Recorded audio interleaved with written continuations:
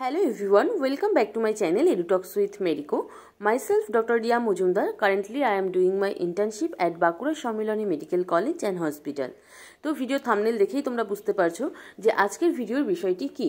তো তোমাদের আরো একবার বলে দিই, আজকের এই ভিডিওতে আমি তোমাদের সাথে ওয়েস্ট বেঙ্গল স্টেট কাউন্সিলিং এ নিট ইউজি 2024 এর জন্য তোমাদের যে সিট কনভার্সন রুল আছে, কোন ক্যাটাগরির সিট কোন ক্যাটাগরিতে কনভার্ট হবে, কোন রাউন্ডে যে সেই সিটগুলো কনভার্ট হবে এবং এই সিট কনভার্সনের জন্য কাট অফের ভ্যারিয়েশন কেমন আসতে পারে, কাট অফে এর কেমন এফেক্ট পড়বে, তো সেই সমস্ত বিষয় নিয়েই আজকের এই ভিডিও। তো তোমরা স্কিপ না করে শেষ পর্যন্ত ভিডিওটি দেখো, আশা করি যে তোমাদের জন্য ভিডিওটি হেল্পফুল হবে। তো ফার্স্টেই বলি যে কোন ক্যাটাগরিতে যে এই সিট কনভার্সন বিষয়টা হবে। তো দেখো এখানে বলাই হয়েছে, আর এটা কিন্তু WBMCS-এর যে অফিসিয়াল ওয়েবসাইটে ইনফরমেশন বুলেটিন আছে সেখান থেকেই নেওয়া, এটা কিন্তু বাইরের কোনো ইনফরমেশন নয় এবং এটা সত্যিই একদমই অথেন্টিক। তো এখানে দেখো বলাই হয়েছে conversion rule available for vacant seats in round 3। তো বোঝাই যাচ্ছে রাউন্ড 3তে যে ধরো যেই ক্যাটাগরির স্টুডেন্ট সেই ক্যাটাগরির সিটগুলো নেওয়ার পরেও যদি কোনো সিট ভ্যাকেন্ট থাকে সেই সিটটা রেসপেক্টিভ ক্যাটাগরিতে কনভার্ট হবে। এবার কোন ক্যাটাগরিতে কনভার্ট হবে, কোন ক্যাটাগরির সিট, সেটাও কিন্তু নিচে পুরো ক্লিয়ারলি মেনশন করা আছে। তো দেখো এখানে, আর এটা তার মানে বুঝতেই পারছো যে এটা রাউন্ড 3তে হবে। এর বেনিফিট কিন্তু কেউ সেকেন্ড রাউন্ড বা ফার্স্ট রাউন্ডে পাবে না। ফার্স্ট রাউন্ড বা সেকেন্ড রাউন্ডেও ওরা দেখবে যে ওই ক্যাটাগরির স্টুডেন্ট আসছে কিনা, তারা সিটটা পাচ্ছে কিনা। থার্ড রাউন্ডে যেও তারা দেখবে যে থার্ড রাউন্ডে ওই ক্যাটাগরির স্টুডেন্টটা আছে কি নেই এবং সিট নিচ্ছে কিনা। যদি সিট না নেয়, থার্ড রাউন্ডের পরে যেও সিট ভ্যাকান্ট থাকে তাদের কলেজ অ্যালটমেন্টের পরও, তখন সেই সিটগুলো কনভার্ট হয়ে যাবে। এবার কোন ক্যাটাগরিতে কোন ক্যাটাগরির সিট কনভার্ট হবে সেটা এখানে কিন্তু ওরা পুরো লিস্ট তৈরি করে দিয়েছে এবং সেটাই আমি তোমাদের সাথে শেয়ার করছি। ফার্স্টেই আসি ইউআর ক্যাটাগরির ক্ষেত্রে। তো দেখো যেহেতু তোমরা দেখেছিলে 71টা ইউআর ক্যাটাগরির কিন্তু PWDS সিট আছে। তো এই 71টা কিন্তু ইউআর PWDS স্টুডেন্ট নেই। খুব জোর হলে, খুব যদি বেশি হয় তাও কিন্তু 10টা পার হবে না।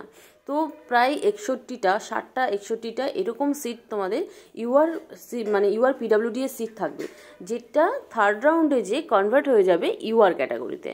তো ইউআর PWDS সিটটা কনভার্ট হবে ইউআর PWDS সিটটা কনভার্ট হবে ইউআর ক্যাটাগরিতে। আর 60টা সিট বাড়া মানে কিন্তু কাট অফের অনেকটাই ফল হওয়া, অনেক বেশি, মানে 60টা এমনি ইউআর স্টুডেন্ট যারা আছে তারা চান্স পেয়ে যাবে, সেটা কিন্তু অনেক অনেক ভালো বিষয় এবং সেই সুযোগটা তোমরা পাবে থার্ড রাউন্ডে, যে সেকেন্ড রাউন্ডে নয়। আর এরপর কাট অফের এফেক্টটা কেমনভাবে পড়বে সেটাও তোমাদের বলে দিই, এবং এটা সব ক্যাটাগরির জন্যই, শুধুমাত্র ইউআর ক্যাটাগরির নয়। এর এফেক্টটা কিন্তু থার্ড রাউন্ডে যে কাট অফটা অনেকটা ফল করবে, যেটা সেকেন্ড রাউন্ডে কিন্তু হবে না। ফার্স্ট রাউন্ডে তোমরা দেখবে যে যেমন আসবে কাট অফ, সেটা তো হলোই। সেকেন্ড রাউন্ডে যে দেখবে যে কাট অফটা হয়তো খুবই সামান্য মানে ডিক্রিজ হতে পারে বা নাও হতে পারে, কারণ সেকেন্ড রাউন্ডে যে কিন্তু সিট সংখ্যা খুবই কম থাকে, সেজন্য কাট অফের কিন্তু খুব একটা ডিফারেন্স হয় না কোনো। সেটা এবার কলেজের উপর ভ্যারি করছে, কোন কলেজের সিটটা কমলো, কোন কলেজের সিটটা ভ্যাকেন্ট আছে। সেই কলেজে হয়তো একজন স্টুডেন্ট অ্যাডমিশন নিল, কিন্তু তার র্যাঙ্কটা দেখা যাবে হয়তো যারা ফার্স্ট রাউন্ডে চান্স পেয়েছে তাদের থেকেও অনেক কম র্যাঙ্ক, মানে অনেক বেশি মার্কস পেয়েছে। তো সেই জন্য সেকেন্ড রাউন্ডে যেয়ে কিন্তু কাট অফের খুব একটা ভেরিয়েশন হয় না, অলমোস্ট সেমই থাকে, বা হতে পারে যে একটা ক্যাটাগরির ক্ষেত্রে হয়তো একটু কমলো। কিন্তু থার্ড রাউন্ডে যেহেতু এই PWDS সিটগুলো আসবে, অ্যাড হবে, তো সেক্ষেত্রে বুঝতেই পারছো 60টা সিট বাড়া, আমি এটা 60 জাস্ট একটা আইডিয়া বলছি, এর থেকেও বেশিও হতে পারে, কারণ 10 জনও PWDS স্টুডেন্ট থাকে না। তো এতটা সিট বাড়া মানে কিন্তু কাট অফের অনেকটাই ফল হয়ে যাওয়া, এবং এটা প্রত্যেকটা ক্যাটাগরির ক্ষেত্রেই, যেই ক্যাটাগরির যতগুলো সিট থাকবে সব ক্যাটাগরির সিট কিন্তু থার্ড রাউন্ডে যেই কনভার্ট হবে, এবং সেক্ষেত্রে থার্ড রাউন্ডে প্রত্যেকটা ক্যাটাগরিরই কিন্তু কাট অফটা সেকেন্ড রাউন্ডের তুলনায় অনেকটাই কমবে। এবং সেই জন্য তোমাদের থার্ড রাউন্ডের সিট ম্যাট্রিক্সটা ফলো করতে হবে এবং দেখতে হবে যে কতগুলো সিট আছে। এরপর দেখো EWS PWD এর যদি সিট ভ্যাকান্ট থাকে তাহলে সেটা কনভার্ট হবে থার্ড রাউন্ডে যে EWS এ। SC PWD এর যদি সিট ভ্যাকান্ট থাকে সেটা কনভার্ট হবে SC তে, এবং ST PWD এর যদি সিট ভ্যাকান্ট থাকে সেটা কিন্তু ST তে কনভার্ট হবে। আর যদি OBC A PWD এর সিট ভ্যাকান্ট থাকে সেটা OBC A তে কনভার্ট হবে, এবং OBC B PWD এর যদি সিট ভ্যাকান্ট থাকে সেটা OBC B তে কনভার্ট হবে, আর OBC PWD এর যদি সিট ভ্যাকান্ট থাকে সেটা OBC তে কনভার্ট হবে। তারপর যদি এসসি ক্যাটাগরির কোনো সিট ভ্যাকান্ট থাকে, এখানে কিন্তু পিডাব্লিউডি এর সিট না, আমি শুধুমাত্র যে পিডাব্লিউডি এর সিটই কনভার্ট হবে তা কিন্তু নয়, পিডাব্লিউডি এর আসলে সিটটা বেশি ভ্যাকান্ট থাকে, সেজন্যই বলা হয়েছে, কিন্তু অন্যান্য ক্যাটাগরির সিট কিন্তু খুব একটা ভ্যাকান্ট থাকে না, তো সেই জন্য ওটা আগে মেনশন করা হয়নি। কিন্তু যদি দেখা যায় থার্ড রাউন্ডে যে এসসি ক্যাটাগরির সিট ভ্যাকান্ট থাকছে কোনো, তাহলে কিন্তু সেটা আর এসসি স্টুডেন্ট চান্স পাবে না সেটাতে, সেটা তখন কনভার্ট হয়ে যাবে এসটি ক্যাটাগরিতে। আর যদি কোনো এসটি ক্যাটাগরির সিট ভ্যাকান্ট থাকে তখন কিন্তু সেটা আর এসটি ক্যাটাগরি ইউজ করতে পারবে না, সেটা তখন কনভার্ট হয়ে যাবে এসসি ক্যাটাগরিতে। তো এটা ভাইস ভার্সা। দেন সেমটাই হবে ওবিসি এ এবং ওবিসি বি এর মধ্যে। যদি ওবিসি এ ক্যাটাগরির সিট ভ্যাকান্ট থাকে তাহলে সেটা ওবিসি বিতে কনভার্ট হয়ে যাবে, এবং ওবিসি বি ক্যাটাগরির যদি কোনো সিট ভ্যাকান্ট থাকে সেটা কিন্তু ওবিসি এতে কনভার্ট হয়ে যাবে। তেমন ইডাব্লিউএস এর যদি কোনো সিট ভ্যাকান্ট থাকে তাহলে সেটা কিন্তু ইউআর ক্যাটাগরিতে কনভার্ট হয়ে যাবে, কিন্তু ইউআর ক্যাটাগরির যদি কোনো সিট ভ্যাকান্ট থাকে সেটা কিন্তু ইউআর ক্যাটাগরিই পাবে, সেটা কিন্তু কনভার্ট হবে না।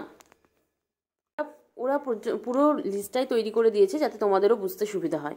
এরপর এখানে কি বলা হয়েছে দেখো, no conversion of SC ST seats to UR and no conversion of OBC A OBC B seats to UR are possible without the permission of the backward class welfare department, government of West Bengal. তো কোনো SC ST seat বা OBC OBC B seats কিন্তু UR ক্যাটাগরিতে কনভার্ট হবে না, শুধুমাত্র যদি ইডাব্লিউএস এর সিট ভ্যাকান্ট থাকে সেটা কিন্তু ইউআর ক্যাটাগরিতে কনভার্ট হতে পারে। এরপর যেটা বলা হয়েছে, NRI quota seats if vacant and no suitable candidate if available in the online stray round that can be converted to management quota seats by the concerned college authorities only after obtaining prior permission of from WBMCC। তো যদি কোনো NRI কোটা seat vacant থাকে এবং সেটা কিন্তু third round নয়, সেটা বলা হয়েছে যদি কিনা অনলাইন স্ট্রে ভ্যাকান্সি রাউন্ডে এনআরআই কোটার কোনো সিট ভ্যাকান্ট থাকে এবং কোনো স্টুডেন্ট সেই সিট না নেয়, তাহলে সেক্ষেত্রে সেটা WBMCCর পারমিশন নিয়ে কলেজ অথরিটি সেটাকে ম্যানেজমেন্ট কোটা সিটে কনভার্ট করে দিতে পারে এবং ম্যানেজমেন্ট কোটাতে স্টুডেন্ট অ্যাডমিট হতে পারে। তো এই ছিল WBMCC এর সিট কনভার্সন রুল 2024 এর জন্য। তো আশা করি যে এই ভিডিওতে তোমাদের জন্য হেল্পফুল হবে। তোমরা বুঝতেই পারছো, তোমরা নিজেদের মধ্যে একটু হোপও রাখতে পারবে যে কিনা থার্ড রাউন্ডে যেয়ে কিন্তু কাট অফটা একটু কমবে, সেকেন্ড রাউন্ডে একদম যদি নাও কমে স্টিল থার্ড রাউন্ডে কিন্তু একটু পসিবিলিটি বেড়ে যাবে তোমাদের চান্স পাওয়ার।